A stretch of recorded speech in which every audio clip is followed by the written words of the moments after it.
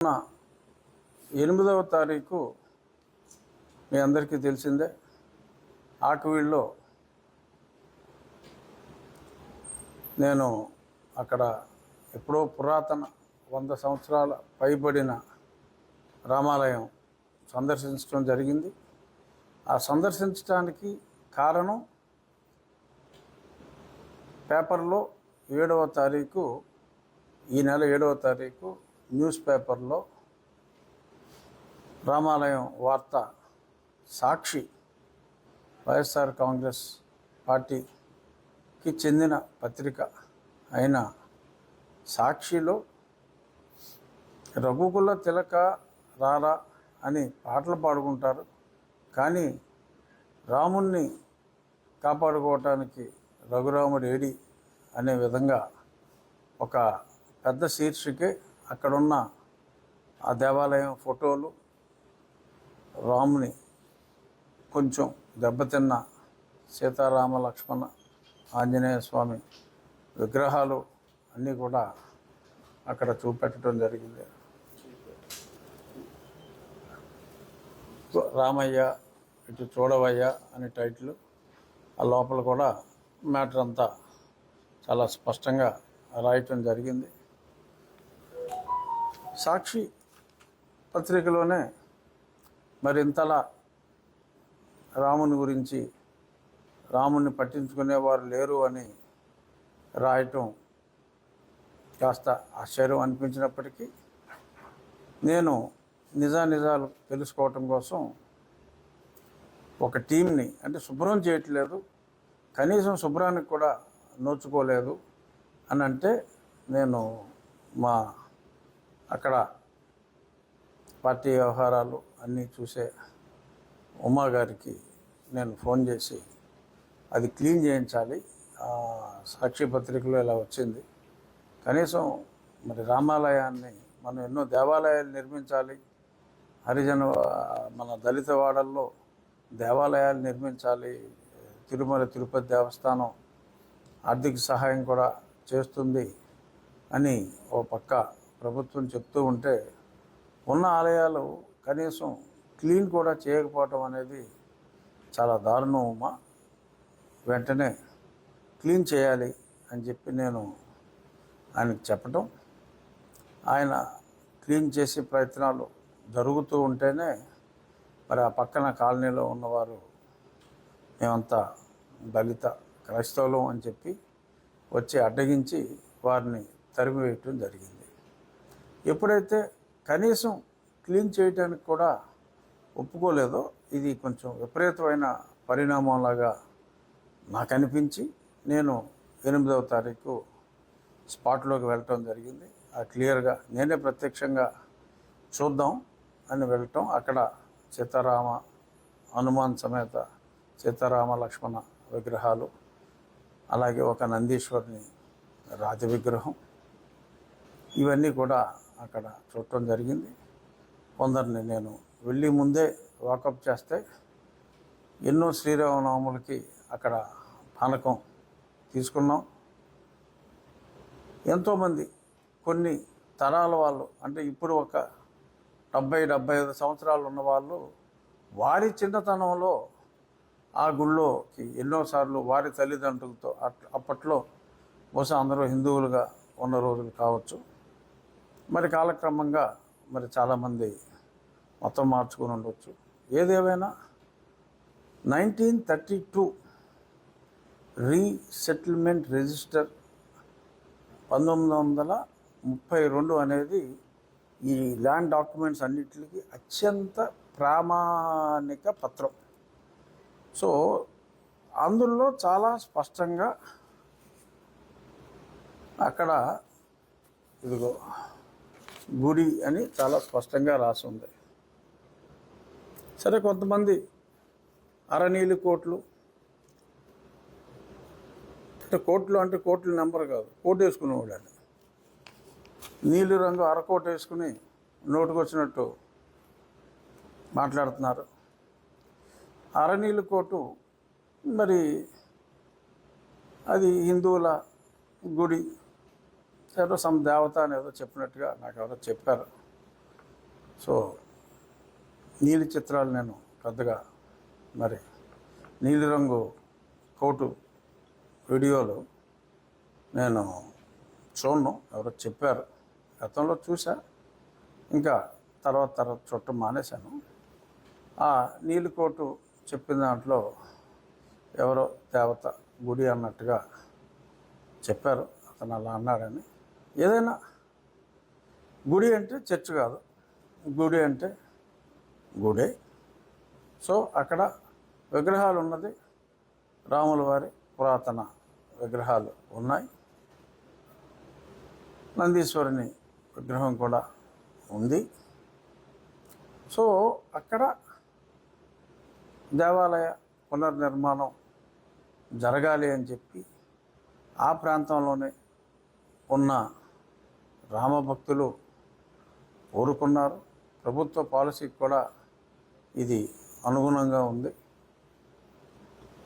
రాముని దేవాలయం ఆరు హిందూ దేవాలయం ఉన్న ప్రాంతంలో కనీసం శుభ్రం కూడా చేయటానికి వీల్లేదు, అక్కడికి రావటానికే వీల్లేదు. ఈ ప్రాంతం అంతా వారి జాగీర్లాగా మరి ఒక సామాజిక వర్గం అలా మాట్లాడి ఇతర సామాజిక వర్గాల ఆర్ ఇతర మతానుచారాలు పాటించే వారి మనోభావాలు దారుణంగా దెబ్బతీసేలా మరి ఈ రకంగా మాట్లాడటం అనేది అది ఎట్టి పరిస్థితుల్లో సమంజసం కాదు. మరి మీరు చూసుకుంటే ఆంధ్రదేశంలో సుమారు మన ఒక స్టాటిస్టిక్స్ కూడా వచ్చినాయి. ప్రభుత్వ అనుమతితో నిర్మించిన చర్చిలు కేవలం 6,000, అనుమతి లేకుండా ఉన్న క్రీస్తు ప్రార్థనాలయాలు సుమారు 30,000 పైచిలు. సరే, నేను ఆ వాదనలోకి వెళ్ళాల. ఇప్పుడు ఆ పర్మిషన్ లేనివి ఏం చేయాలి? మరి చుట్టూ హిందువులు నివసిస్తున్న ఆ ప్రాంతాల్లో గృహం అని చెప్పి ఇంటికి పర్మిషన్ తీసుకుని మరి అక్కడ సడన్గా మైకులతో మొదలుపెట్టి మరి మత వ్యాప్తి చేస్తున్న వారి గురించి నేను మాట్లాడదలుచుకోలేదు. కానీ ఇలా ఉన్న దేవాలయాన్ని పరిశుభ్రం చేయటానికే వీలు లేదు అని చెప్పి మరి ఆ రకంగా వెర్రితలలో వేసే విధంగా పరిణమిస్తే నేను డెఫినెట్గా నోరు మూసు కూర్చొని ఉండొచ్చు. కానీ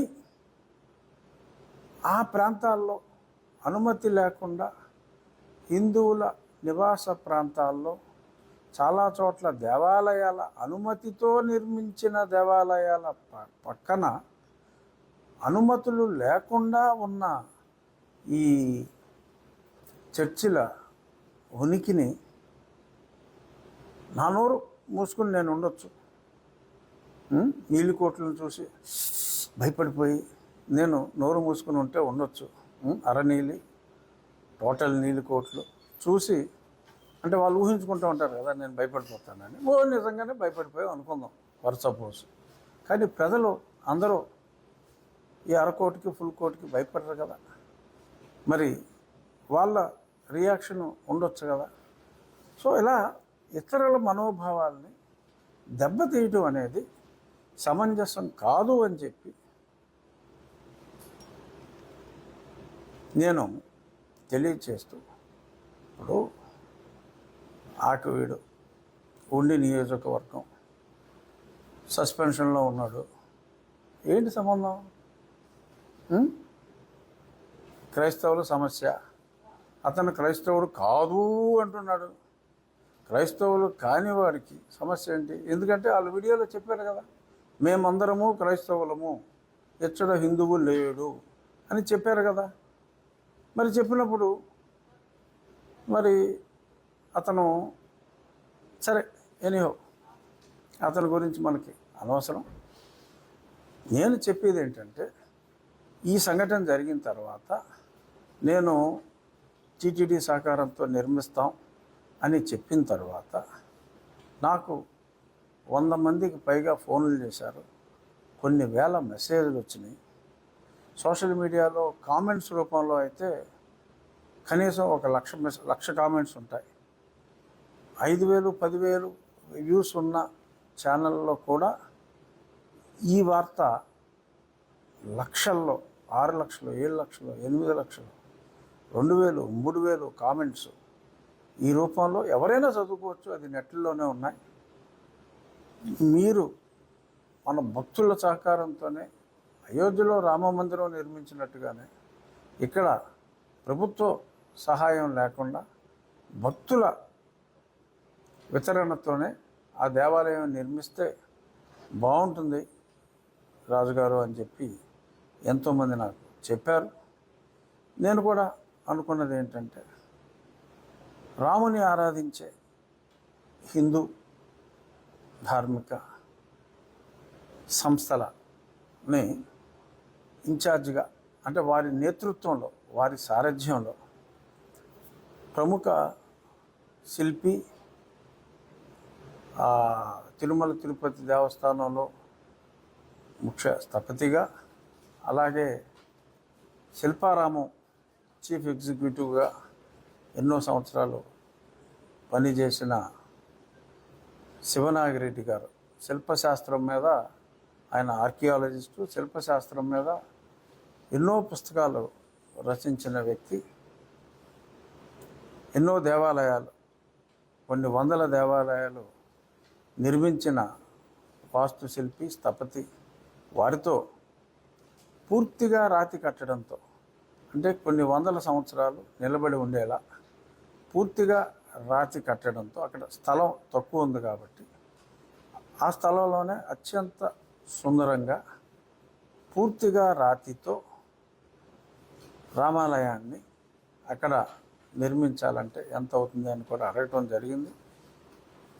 అత్యంత శోభాయమానంగా, చిన్నగానే ఉన్నప్పటికీ కూడా అత్యంత శోభాయమానంగా జాగ్రత్తగా నిర్మిస్తే సుమారు ఒక 65 లక్షలు ఆ ప్రాంతంలో 2 అంతస్తులుగా వస్తుంది గోపురం. 65 అని ఒక రఫ్ అంచనా. అత్యంత సౌందర్యవంతంగా ఆ ప్రాంగణంలోకి వెళ్తే ప్రశాంతతగా ఉండే విధంగా ఆలయం నిర్మించవచ్చు అని చెప్పడం జరిగింది. నా ఆలోచన ఏంటంటే, మీడియా మిత్రులతో కూడా, అలాగే మీ ద్వారా ప్రజలతో పంచుకునేది, ఎవరు కూడా 10,000 రూపాయలు దాటకుండా, మ్యాక్సిమం డొనేషన్ 10,000, మినిమం 100 రూపాయలు. ఎందుకంటే ఎక్కువ మంది ప్రజలు ఇందులో పార్టిసిపేట్ చేయాలి. అది మన ఉండి ప్రాంతం వారే కాదు, ఆంధ్రప్రదేశ్ ఆరు తెలుగు రాష్ట్రాలు ఆరు రాముని ఆరాధించేవారు ఎవరైనా కూడా 100 రూపాయలు వారి వంతు కాంట్రిబ్యూషన్గా ఇస్తే హిందూ ధార్మిక సంస్థల, అంటే అయోధ్యలో రామ మందిరం ప్రభుత్వ సహకారం లేకుండా కేవలం భక్తుల సహకారంతో నిర్మించారు. ఎప్పుడైతే ఆ అనౌన్స్మెంట్ వచ్చిందో, ఆ అనౌన్స్మెంట్ వచ్చినప్పటికీ 10 నెలలు సమయం నేను పార్లమెంటు సభ్యుడిగా గడిచింది. అప్పట్లో ఆ 10 నెలల జీతం నేను నా అకౌంట్లోనే ఉండి ఉన్నందువల్ల నేను మొట్టమొదటి 10 నెలల జీతం అయోధ్య రామ మందిరానికి నేను చెక్ రూపంలో అప్పట్లో పంపించడం జరిగింది. ఇక్కడ ఆకివీడులో ఈ రామ మందిర నిర్మాణానికి కూడా నేను నా వంతు వ్యక్తిగతంగా నా వంతు సహకారం నేను అందిస్తాను. ఎంత ఖర్చు ఎక్కువైనా కూడా ఈ భక్తుల సహకారంలో ఎంత గ్యాప్ ఉంటే అంత గ్యాప్ కూడా నేను ఫిల్ చేస్తాను. గ్యాప్ ఉండే అవకాశం లేదు, ఎందుకంటే నాకు అంతమంది ఫోన్లు చేయటం జరిగింది.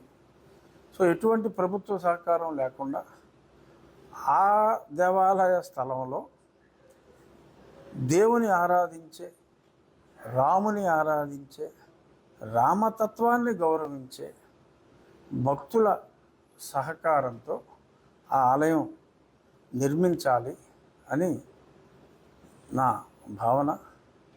భద్రాచలంలో రామాలయం నిర్మించిన కంచెల గోపన్న రామదాసు కూడా చాలా కష్టాలు వచ్చినాయి.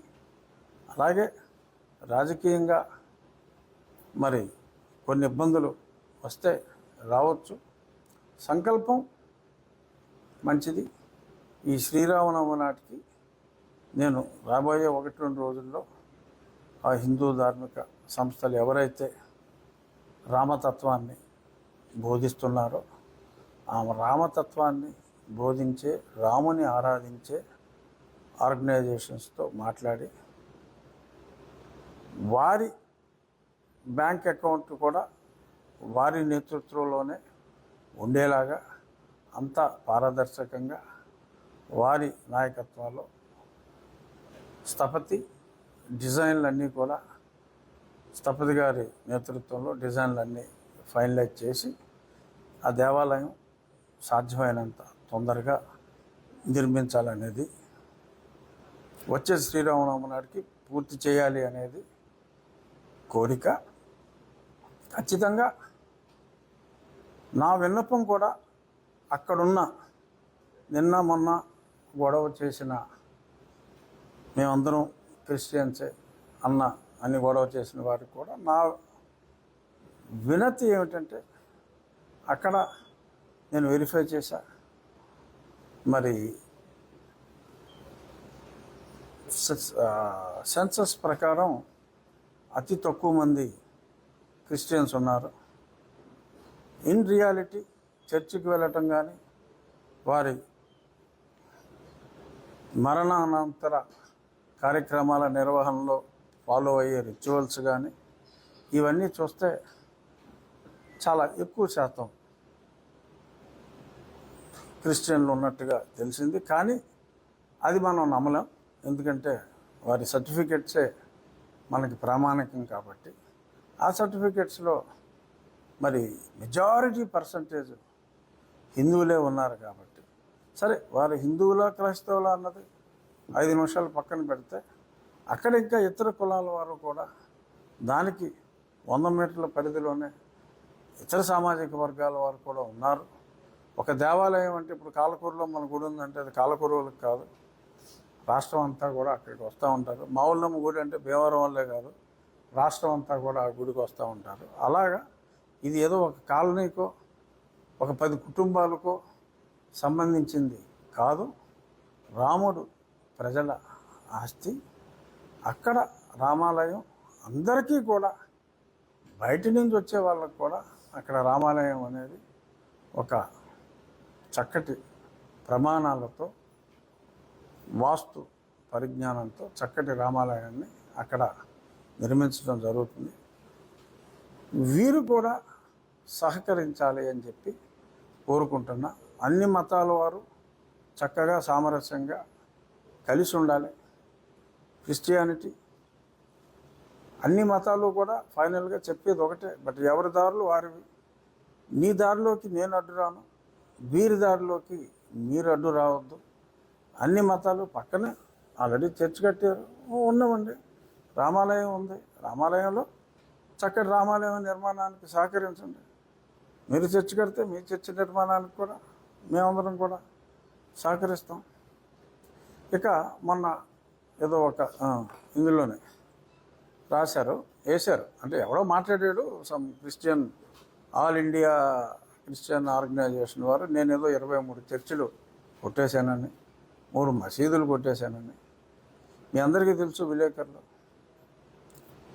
మొన్న ఇక్కడ బ్రిడ్జ్ కట్టేటప్పుడు ఎప్పటి నుంచో పెండింగ్లో ఉన్న కోపెల్ల బ్రిడ్జ్కి, మరి ఆ కోపెల్ల బ్రిడ్జ్ ఆ పక్కన కాలువ డైవర్ట్ చేయకుండా మనం బ్రిడ్జ్ కట్టడం కుదరదు కాబట్టి, కాలువ డైవర్షన్కి కాలువ పక్కనే ఉన్న స్థలంలో గతంలో ఒక చర్చ్ కట్టేసి ఉంటే చర్చి నిర్వాహకులతో మాట్లాడి, అదే జక్కరం గ్రామంలో ఇంకొక నా స్నేహితుని సహకారంతో 12 లక్షల రూపాయలు ఇప్పుడున్న చర్చ్ కన్నా ఇంకో 20% ఎక్కువ చదరపడుగులు వచ్చే విధంగా చర్చ్ కట్టవచ్చు. అంటే అది ఒక చిన్న చర్చ్ ఉంటే వారిని ఒప్పించి ఆ అమౌంట్ కన్ఫర్మేషన్ ఇచ్చి ఈ చర్చిని వారి చేతుల మీదుగానే నిర్మూలించడం జరిగింది. వారే తీసుకున్నారు. ఇంకా ఒక 2 అతి చిన్న పేరుకి చర్చ్ కానీ కొన్ని 2 షెడ్లు కాలువ మీద కర్రలేసేసి ఆ కాలువ మీదే చర్చ్ లాంటి నిర్మాణం జరిగినప్పుడు వాటిని కొన్ని వందల గృహాలు కూడా మరి ప్రజలకి తాగునీరు సాగునీరు అందాలి అంటే కాలువల పూడిక కరెక్ట్ కాదు కాబట్టి ప్రజలందరి సహకారంతోనే ఒక 2-3 మినీ చర్చి లాంటి నిర్మాణాలని ఇతర ఇళ్ళలాగానే తొలగించడం జరిగింది. సో ఆ 3 చర్చిల్ని 23 చర్చిలు చేశారు వారు. మసీద్ అనేది అసలు ఎక్కడా కూడా వారు ఈ రకంగా అక్రమ నిర్మాణాలు చేయలేదు. ఉండిలో ఒక మసీదు పక్కన కాలువ గట్టుంటే ఆ రోడ్లు ట్రాఫిక్ ఎక్కువైంది. ఆ రోడ్ని మళ్ళీ మా మట్టి రోడ్డు మీద సీసీ రోడ్డు చేయాలి అని చెప్పి ఆ మసీదు పెద్దల్ని మాట్లాడి, మీకు ఈ పక్క రోడ్ని మీరు వాడుకుంటున్నారు, వెనకాల స్థలం ఉంది, వెనకాల మీకు 3 సెంట్లు స్థలం మీకు వాడుకోవడానికి అనుమతిస్తాం, ఇక్కడ ఈ రోడ్డు వేసుకుంటే మీ మసీదుకి రావడానికి కూడా ఆ వెనక రోడ్డు నుంచి షార్ట్కట్లో రావచ్చు, అన్ని విధాలా ఉపయోగపడుతుంది అని అంటే వాళ్ళు ఎంతో సంతోషంగా ఇలా చేస్తే చాలా బాగుంటుంది అని చెప్పి వారంతటి వారే ఒక చిన్న షెడ్డు లాంటిది వారే తీసివేసి ఆ సీసీ రోడ్డు అక్కడ వేయటం జరిగింది. ఆ ముస్లిం సోదరులు కూడా ఎంతో సంతోషం వెలిబుచ్చి నన్ను అక్కడికి పిలిచి నాకు సన్మానం కూడా చేశారు. ఆ మసీద్ దగ్గర ఆ ఫొటోస్ కూడా ఉన్నాయి. మరి అంత అన్యోన్యంగా ముస్లిం సోదరులతో ఉన్నాం. క్రిస్టియన్ సోదరులతో కూడా విభేదాలు ఏమీ లేవు. వారిని కన్విన్స్ చేసి ఆ చక్రం ఉంది, మీరు కూడా విలేకరులు వెళ్ళి కనుక్కోవచ్చు. ఈ రకంగా నేను చేస్తూ ఉంటే రాజకీయం చేయడం కోసం సస్పెండ్ అయిన అధికారులు కొందరు ఇక్కడ ఉన్న వీళ్ళతో కలిసిపోయి, ఎవరో ఇస్మాయిల్ అని ఒక అతను తరచుగా గొడవ చేస్తున్నాడంట, వీళ్ళతో కలిసిపోయి ఎక్స్టర్నల్ శక్తులు ఇక్కడ ప్రవేశించి జనాల్లో లేనిపోని కలతలు సృష్టించి ఆ కలతకేదో నేను కారణమైనట్టుగా నేను తీసుకుంటున్న ఈ ప్రో రామా స్టాండ్ వలన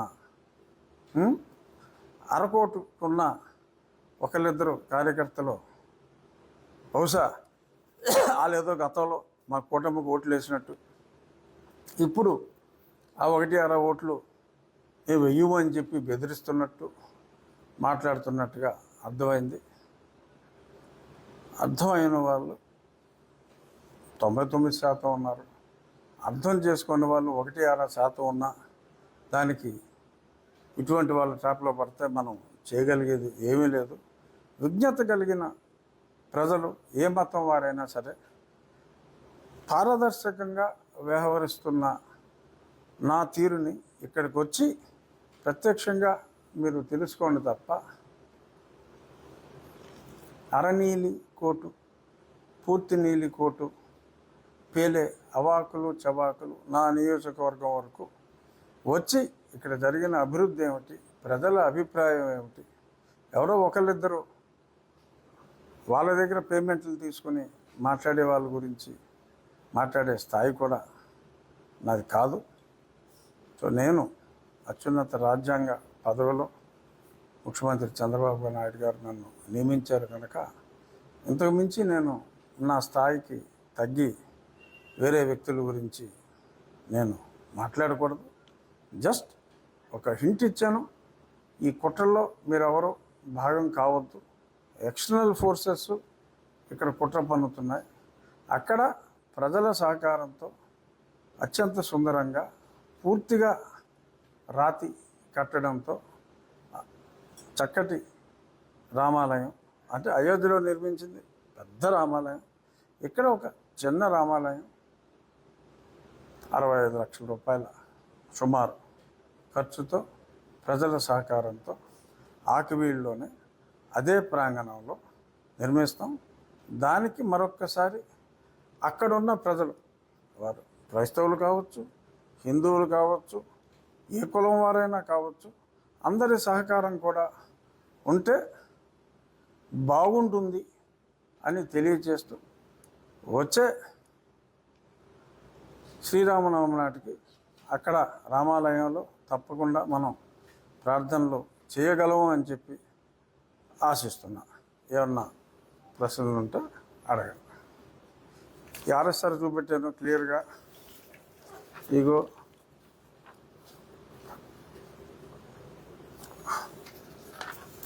ఇది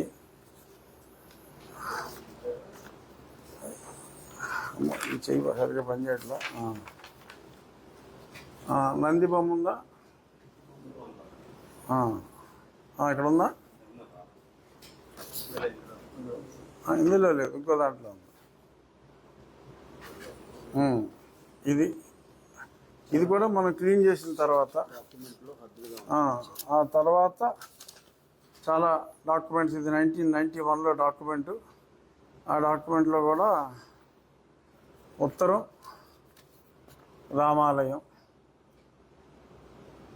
డాక్యుమెంట్లో ఆ ఏరియాలో ఉన్న డాక్యుమెంటు ఎవరైతే హా అన్నారో బహుశా వాళ్ళ డాక్యుమెంట్ అనుకుంటాను. వాళ్ళ డాక్యుమెంట్లోనే పక్కన ఉన్నది రామాలయం అనే ఉంది. సో ఇదిగోండి, ఈ పక్కనే నంది కూడా ఉంది. సో అంచేత నిజాలు ప్రజలకు తెలియాలి అనే ఉద్దేశంతో ఇది చూపెట్టడం జరిగింది. ఖచ్చితంగా అక్కడ ఒక చక్కటి రామాలయం, టీటీడీ ఫండ్స్ అని అనుకున్న ముందు. సో టీటీడీ కూడా కాకుండా డైరెక్ట్గా ప్రజల కోరికపై ప్రజల సహకారంతోనే ఎక్కువ మంది ఇందులో పాలు పంచుకునేలాగా, అంటే భక్తులు ఎక్కువ మంది పాలు పంచుకునేలాగా ఈ మందిర నిర్మాణం జరుగుతుంది. మత సామరస్యం వెళ్ళి విరియాలి అనేది నా ఆకాంక్ష. సో అంచేత హిందువులు, మేము క్రైస్తవులు ఉన్న దగ్గర హిందూ దేవాలయం ఉన్నది తొడవటం కానీ కొత్తది కడతం కానీ అనే వివాదాన్ని రేకెత్తించి ఎంతోమంది హిందువుల మధ్యనున్న చర్చల్ని వివాదంలోకి దయచేసి లాగవద్దు అని చెప్పి మనస్ఫూర్తిగా వారిని అందరినీ కోరుకుంటూ, ఇందులో ఇది మా నియోజకవర్గ ప్రజలకి నాకు సంబంధించిన ఇష్యూలో అరనీలికోటు, పూర్తి నీలికోటు ప్రమేయం పెట్టుకోవద్దు అని చెప్పి వారిని ఆశ్రయిస్తున్న ఇక్కడ కొన్ని శక్తులు కూడా వీళ్ళకి విన్నవించక్కల హెచ్చరిద్దాం. ఇక్కడ వాళ్ళకి విన్నవించడం అనవసరం. ఆ 1-6 శక్తులకి హెచ్చరిద్దాం, వాళ్ళ ట్రాప్లో పడొద్దు అని. హెచ్చరిక అంటే హెచ్చరిక, వాళ్ళ ట్రాప్లో పడొద్దు అని అంటే ఇక్కడ గోతులు ఉన్నాయి, ప్రమాదం అని హెచ్చరిక అని పెడతారు కదా, అటువంటి హెచ్చరిక ద్వారా వారికి తెలియచేద్దాం.